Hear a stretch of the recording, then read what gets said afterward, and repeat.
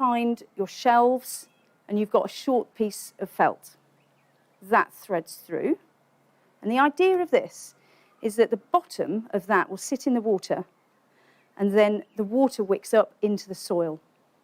Got little notches at the back of the shelf. They just sit in like that. Got 2 of those. So they sit in next to each other.